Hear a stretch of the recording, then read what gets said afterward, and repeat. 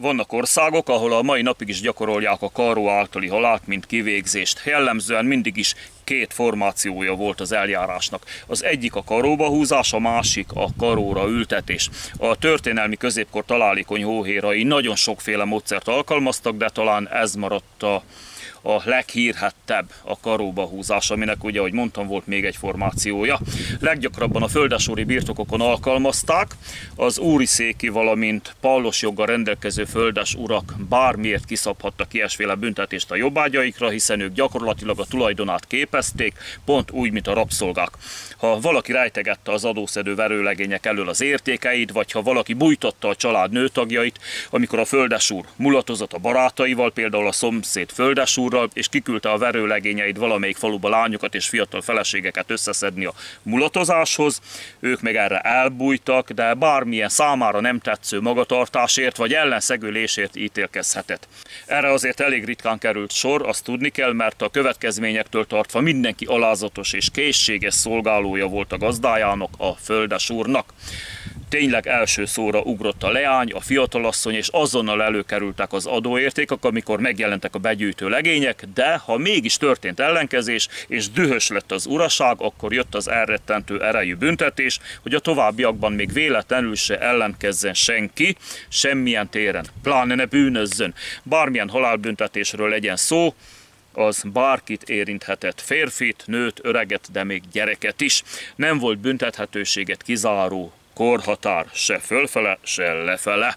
A végrehajtást mindig néhány napi bebörtönzés és kaloda vagy kínzás előzte meg, a kínzásnál ügyelve rá, hogy az ítélet végrehajtásnál még életben legyen mindenképpen a vádlott. A büntetés minden esetben meztelen elítélten történt, ugyanis a ruházat ugyanolyan értéket képviselt, mint az étel.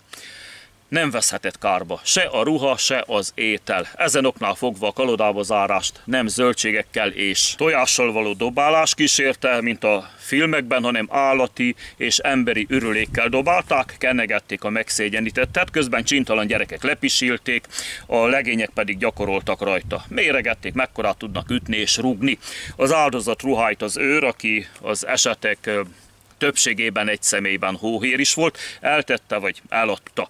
Az árkában töltött idő alatt pedig, mivel más szórakozási lehetőség, mint internet, mozi, tévé, diszkó azokban az időkben nem volt, az őrzéssel megbízott személy és annak haverjai úgy szórakoztatták magukat az elítélt sérelmére, ahogy nekik tetszett. Kínozgatták, erőszakolgatták, játszadoztak vele. E tekintetben, de valójában minden tekintetben mindegy volt, hogy ki az áldozat, férfi, nő vagy gyerek. Kortól, nemtől függetlenül bárki lehetett, ahogy már mondottam volt.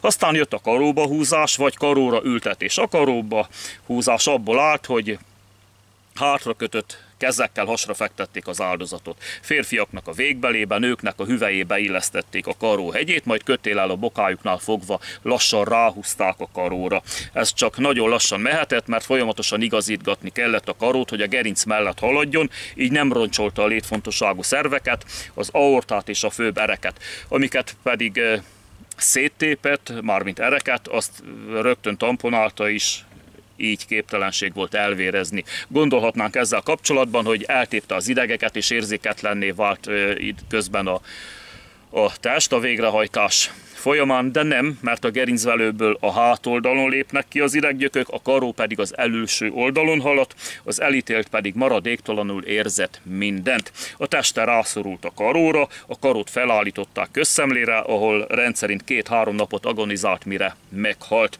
Addig is őrt állítottak mellé, nehogy a családtagok azzal vessenek véget a kínjainak, hogy megölik. Viszont a korrupció működött, és általában vagy a hóhért fizették le, hogy úgy igazítsa a karót, hogy meghaljon az áldozat minél előbb, vagy az őrt, hogy végezzen vele a karón, lehetőleg még aznap éjjel.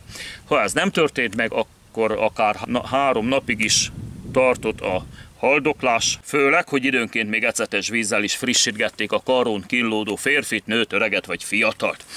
A másik, ami sokkal durvább eljárás, a karóra ültetés volt. Itt is ugyanúgy, mint az előbbinél, férfiaknál végbélbe, nőknél hüvelybe illesztették a karót, de itt már előre felállított, viszonylag alacsony karót használtak. Rá erősítettek egy rövid lécet vagy deszkát, amolyan távtartót, mint egy ülőkét. Ráültették az áldozatot az említett módon a karó hegyére, és ez az ülőke fogta meg úgy, hogy a karó körülbelül csak 30 cm mélységig tudott belecsúszni a testbe.